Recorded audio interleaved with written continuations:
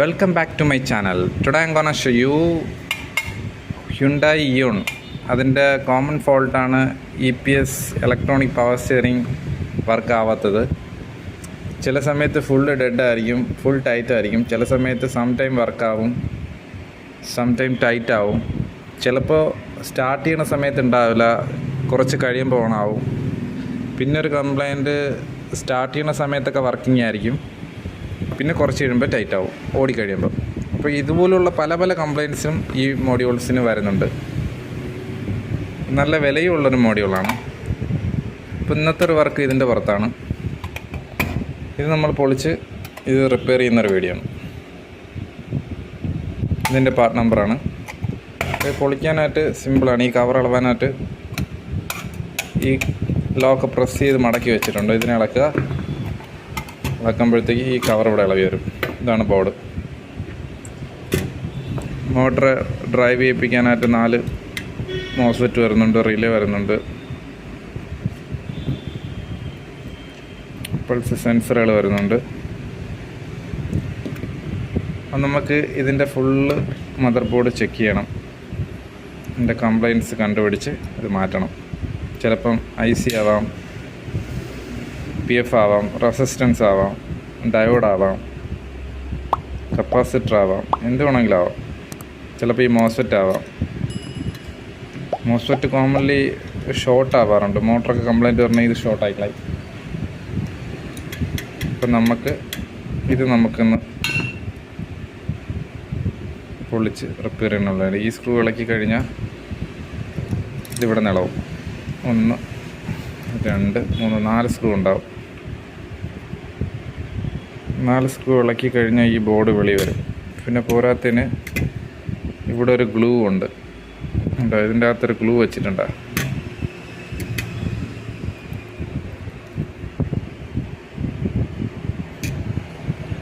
ഒന്ന് 5 സ്ക്രൂ ഉണ്ട്. ഇവിടെ ഒരു സ്ക്രൂ ഉണ്ട്. 5 സ്ക്രൂ ഉണ്ട് ടോട്ടല്. 1 2 3 4 5 ഇത്ര സ്ക്രൂ ഇളകണം. എങ്കിൽ ഈ ബോർഡ് പൂർണ്ണമായിട്ടും വെളിയിൽ വരും. 5 സ്ക്രൂ ഇതുണ്ടോ, ഇത്രയേ ഉള്ളൂ.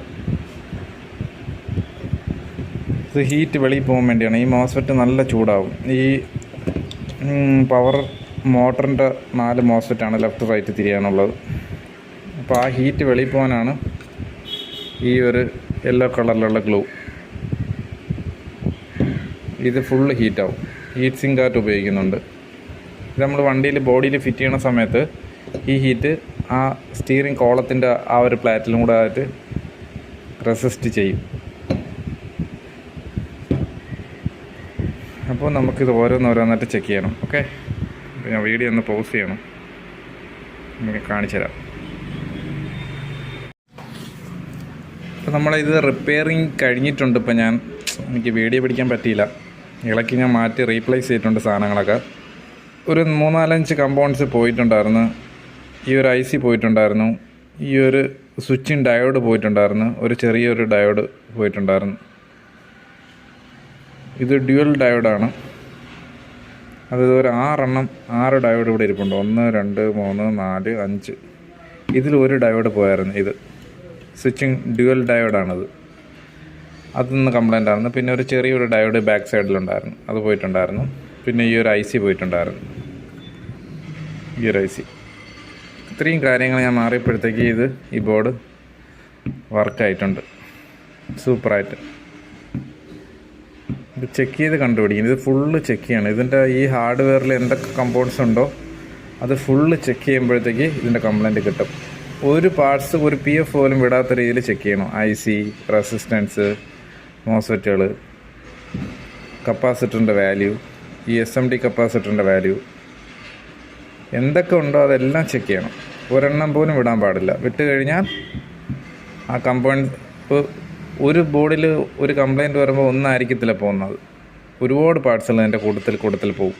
അപ്പോൾ ഇതെല്ലാം ചെക്ക് ചെയ്യേണ്ടത് ആവശ്യമാണ്. അല്ലാന്നുണ്ടെങ്കിൽ പിന്നെ വണ്ടി കംപ്ലൈൻറ്റ് തിരിച്ചു വരും. അപ്പോൾ നമുക്കിത് ഫുള്ള് ക്ലിയർ ചെയ്ത് ചെക്ക് ചെയ്തെങ്കിൽ മാത്രമേ ഇതിൻ്റെ ഫുള്ള് കംപ്ലൈൻറ്റ് കിട്ടത്തുള്ളൂ. അപ്പോൾ എനിക്കിതെല്ലാം കിട്ടിക്കഴിഞ്ഞു.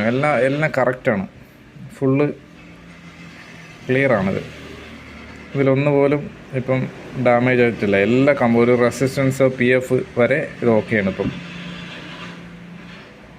അത്രയ്ക്ക് നന്നായിട്ട് ഞാനിത് ചെക്ക് ചെയ്തിട്ടുണ്ട്. ഇപ്പോൾ ഈ ബോർഡ് വർക്കിംഗ് ആണ്. ഗോയ്സ്, എൻ്റെ വീഡിയോ ഇഷ്ടപ്പെട്ട് കഴിഞ്ഞാൽ സബ്സ്ക്രൈബ് ചെയ്യുക, ലൈക്ക് ചെയ്യുക. തുടർന്ന് ഇതുപോലുള്ള വീഡിയോസ് നിങ്ങൾക്ക് നോട്ടിഫിക്കേഷൻ കിട്ടുന്നതാണ്. അപ്പം എല്ലാവർക്കും ടേക്ക് കെയർ, ബൈ.